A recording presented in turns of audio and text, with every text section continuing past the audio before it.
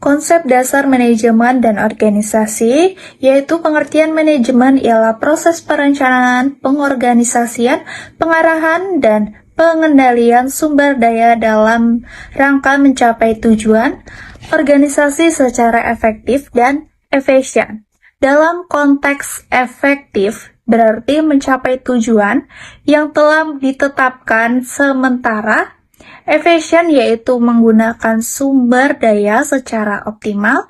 Manajemen mencakup pengelolaan sumber daya manusia seperti keuangan, material, dan informasi untuk mencapai tujuan yang digunakan dengan cara yang paling ekonomis.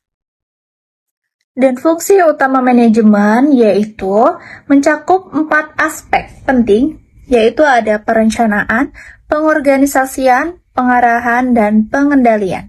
Yang dimaksud perencanaan ialah proses penentuan, tujuan, dan langkah-langkah yang ditentukan untuk mencapai dan diikuti oleh pengorganisasian, di mana sumber daya dan tugas dikelola untuk menjalankan rencana.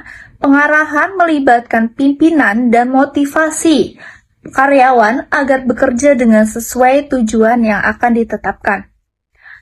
Yang terakhir ialah ada pengendalian, berfokus pada pemantauan kinerja dan melakukan penyesuaian jika ia diperlukan untuk memastikan hasil yang ditetapkan yang tercapai dengan efisien.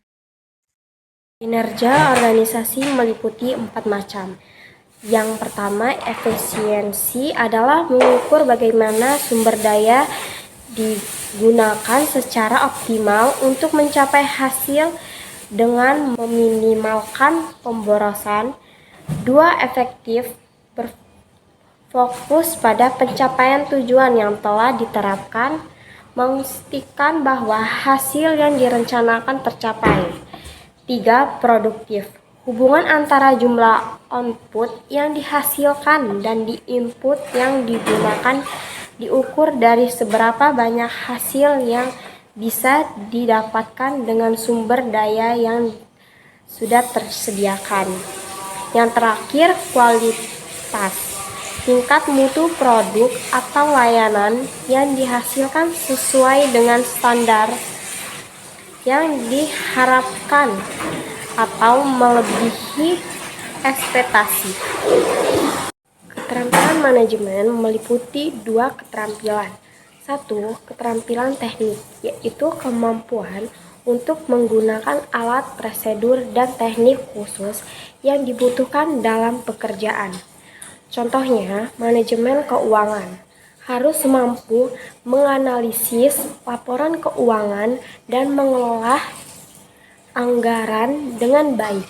Keterampilan teknik juga penting dalam bidang lain seperti pemasaran, di mana manajemen harus memahami strategi branding dan analisis pasar. Keterampilan ini memastikan tugas operasional dapat dijalankan dengan efisien. 2. Keterampilan manusia adalah kemampuan yang memungkinkan seorang manajer untuk berinteraksi secara efektif dengan orang lain, baik anggota tim, rekan kerja, maupun atasan. Keterampilan ini mencakup komunikasi yang jelas, mendengarkan dengan empati, serta kemampuan untuk memahami kebutuhan dan motivasi orang lain. Manajer yang memiliki keterampilan manusia yang baik dapat menciptakan hubungan kerja yang positif, membangun kepercayaan, dan memastikan bahwa setiap individu merasakan dihargai dalam timnya sendiri. Keterampilan konseptual. Keterampilan konseptual adalah kemampuan seorang manajer untuk memahami konsep-konsep abstrak dan menganalisis situasi secara menyeluruh. Keterampilan ini memungkinkan manajer melihat hubungan antara berbagai bagian dalam organisasi serta memahami bagaimana setiap bagian berkontribusi terhadap tujuan keseluruhan. Dengan keterampilan ini, manajer dapat mengambil langkah-langkah yang tepat untuk mengatasi masalah yang kompleks, merumuskan strategi, dan merencanakan arah jangka panjang organisasi. Keterampilan konseptual sangat penting dalam pengambilan keputusan strategis. Manajer dengan kemampuan ini dapat memperkirakan dampak keputusan mereka terhadap berbagai aspek organisasi, baik dalam jangka pendek maupun jangka panjang. Mereka mampu mengidentifikasi peluang dan ancaman di lingkungan bisnis, serta merencanakan tindakan yang memastikan keberhasilan organisasi di masa depan.